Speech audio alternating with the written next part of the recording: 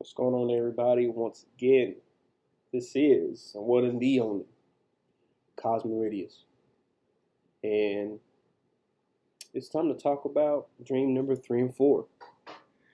I dropped a video. Not sure if you have seen it yet, but I dropped a video, "The Birth of a Dreamwalker," and this was my the first account that I've had, or the telling of the first 2 dreams that I've woken up in or became lucid in, which is very different from you having a dream. There's layers to this. It's you have a dream, or you dream every night, but you don't remember, which is usually where I am. You have a dream, and you can recall bits and pieces of it. Then you go from there to you can basically remember the whole dream, right? And from there, you can almost, and this is where you almost become lucid, right? I've been in a dream where I realized that it was a dream, but I didn't take over my dream form, where I didn't slip into an avatar body. I just kind of reenacted the dream that was happening. And then after that is when you fully awaken inside the dream. And most of the time when this happens to me, I'm not even interested in what the dream started off as. I'm going off and I'm doing my own little thing. So these are the 3rd and 4th dream that I went lucid in. And it gets considerably more and more freaky and weird. Remember back in the last dream, I basically learned how to fly and had telekinesis. Okay, so this is almost going to be a theme. I definitely have powers when I'm in the dream world. They just come naturally to me. So I think this stems a lot from me not being a very fearful person. A lot of people that when they go lucid or when they just dream, period, a lot of people are being chased and just having an unpleasant time, right? So I have even gone so far as died in the dream, and nothing really seemed like it happened. So I'm completely disillusioned by death. I have no fear of it whatsoever. And when I go to the other side, um, maybe something might make me believe that, or maybe it could. I can't say that it wouldn't be able to, but maybe something could make me believe I was dead. But the power of belief is real. And if we allow ourselves to believe in things that we normally wouldn't have believed, then there is some effect when we're doing this. So anyway, back to the dream. So we're at dream 3. So this is right after the dream where I found a courtyard. I called it a byway. Just a lot of stuff going on, a lot of people there, and I felt like, not at that time, but recently when I went back and I started really trying to decipher these dreams, what I'm beginning to realize is when I am waking up in the dream.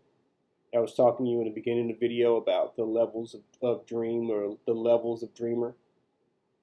When you get to the point where you are waking up inside of the dream, it's a whole different thing that you're experiencing. And what I believe is that I am getting closer to breaking into the astral plane from the lucid dream. So another reason why I would be making these videos is so that I could communicate this to other people, and then maybe I could get with these other individuals, and then we could really put some creative, imaginative minds together and breach whatever this is. Reality, our minds, we go beyond that. If we're capable of doing that, we are just humans. But a lot of these things cannot be explained by those who are on the outside looking in. You have to go into it. You have to dive in. So that's exactly what I'm going to be doing. And I just hope that I find others who are ready to take that plunge. It is certainly a plunge. You think of any kind of thing that is life altering, and it's beyond that. But let's talk about the third and the fourth dream. Okay, so I discovered telekinesis and flight in the second dream. I went and I ended up learning flight and telekinesis when I was in the dream, last dream. But actually, I learned to fly in the first dream. We had telekinesis in the second dream. So we discovered the courtyard. We discovered other characters that we came in contact with. And that's where I made that realization that, oh, wait a minute, I was there looking for my spirit guide. I probably ran right into my spirit guide, the blue fairy lady, and she gave me a fucking fantastic experience. And then I went out like, where's my spirit guide? Dummy. But yes, we interacted with other things, and this may be just something in my subconscious. I know last time I checked, I wasn't interested in blue fairies, but who knows? But yes, we ended up finding the courtyard. The courtyard that I went to, that was right below this castle, is like a marketplace. That was probably the most important part of that dream.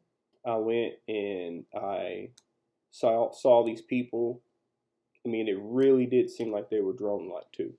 They weren't really there trying to, looking around, being confused, not knowing where they were. Everybody looked like they had a direction. They were headed somewhere. So this is the third dream. I remember I was in some kind of room. I did my trick. The lines in my hand didn't move this time, though. They didn't move. But it was just a feeling that I had. It was a very palpable feeling, like I'm not in. And I guess when you are inside of the dream and you wake up a couple of times, you can kind of feel it. Like there's a permeation that's different than when you're here in waking reality. So I could sense this, and so I ended up just doing a reality check and put my hand against the wall anyway, even though the lines weren't moving in my hands. But I just still had that feeling. And of course, my hand went through, and I just blasted the walls. I'm definitely in a box, right? But the intention that I set when I go into the dream is that I want to get out of the construct. I don't want to be inside the construct anymore. I want to get beyond it. So I ended up just blasting the walls apart. And just kind of flicked my hands like that. And the walls just collapsed. And when the walls collapsed, I found myself in front of like another byway. Just tons of people just moving back and forth. There was a ramp that went up. It went up like this, and it went around, came up, back down. It was going this way and that way. It was going diagonally. I mean, it was going in all directions, and there was people everywhere. So I didn't stay that long in this lucid dream. In fact, I can't even really remember what I did in it. I think I just wandered for a little bit, and then I ended up waking back up. Now, The fourth lucid dream. I ended up waking up inside of a church, right? So this almost seemed to be like almost like a secret byway or something. I woke up and did the stuff. I put my hand on the wall and went through. I didn't explode the walls though this time because I was in kind of a reverent place. It seemed like a church library. So I love books. I'm definitely not going to try and explode this place. So, and when I came to, I was in a shuffle, like I was in some kind of lineup with other people. And I'm walking, and there's other people coming, passing me on the other side. It's like two lines. One's going out, one's coming in. And I was on my way out because I just showed up. And I just remember walking past something. It gives me goosebumps just thinking about it right now. I just remember walking past something, and it passed me, and as soon as it passed me, like wasn't we weren't looking at each other, like there's no eyes. It passed me, and I just felt the malcontent inside of it. I could just feel it,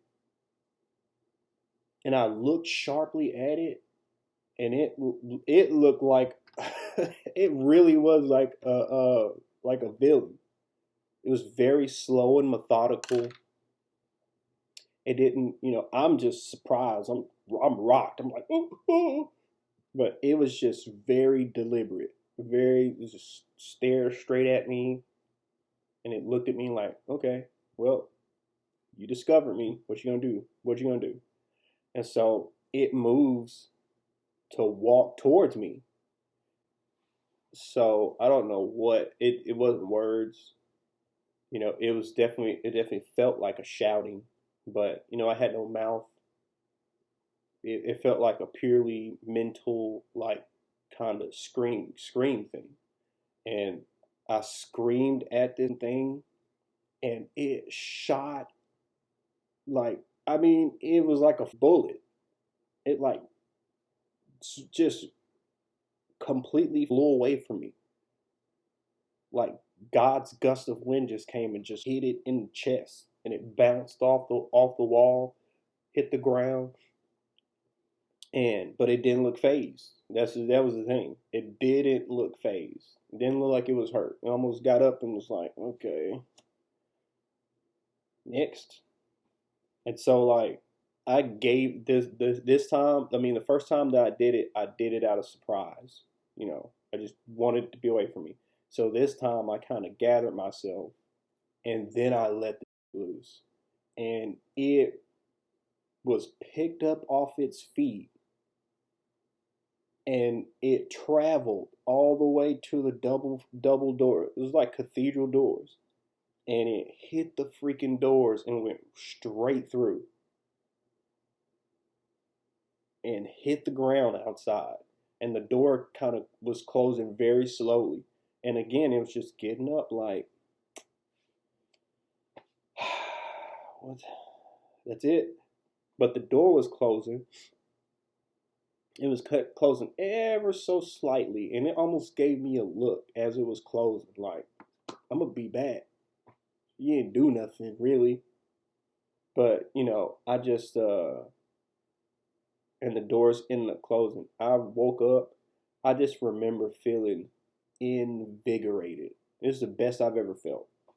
I've never felt like that before. Mind you, this is when I was having leg problems. Like my leg was fucking busted, but it didn't even matter because I just felt like I was on top of the world. What's going on, everybody? I just wanted to thank you for stopping by, taking a look at my channel.